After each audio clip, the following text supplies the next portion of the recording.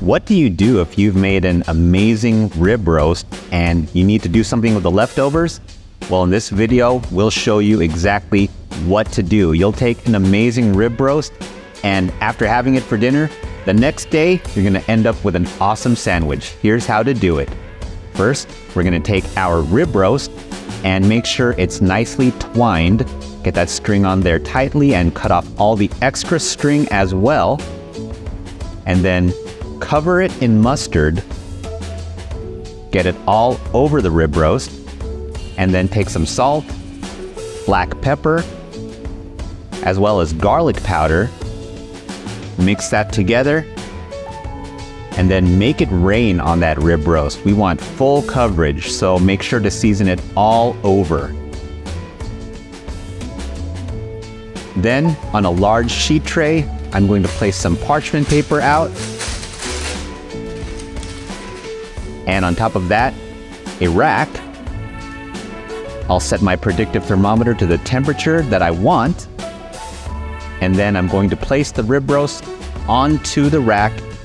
And we are going to get that in a 250-degree oven until it reaches temperature. So this may vary for you. It took me about 3 hours, but depending on your rib roast, it's going to take probably 3 to 4 hours.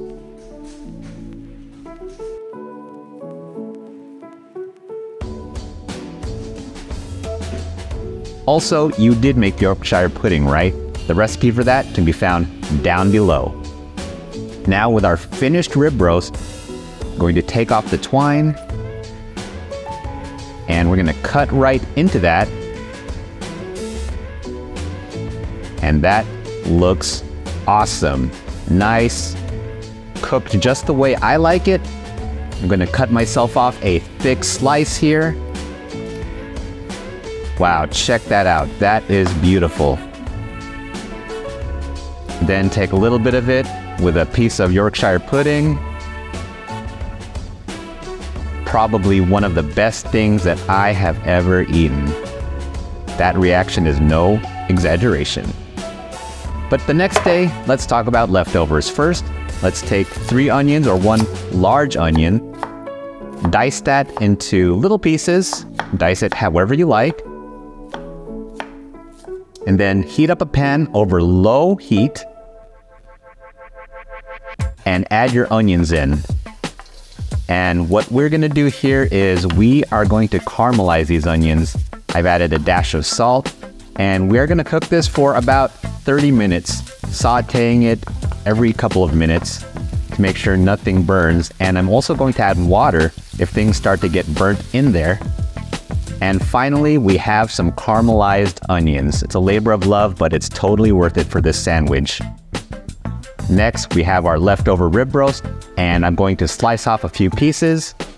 You can go thin, or if you're like me, you can go for some thick boys. Look at that, the most beautiful roast beef you've ever seen. Yep. Now, place it on your buns. Top it with your cheese of choice. I'm going with pepper jack here.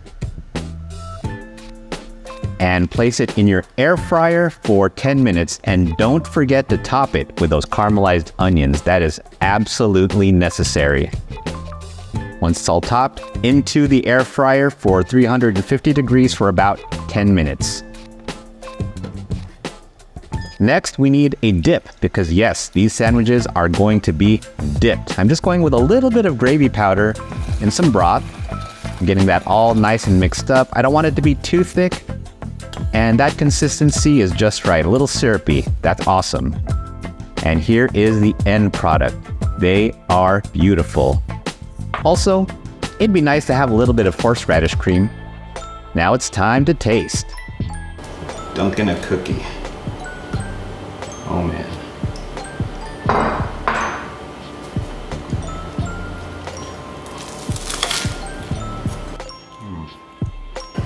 Horseradish cream. That's a nice little dollop.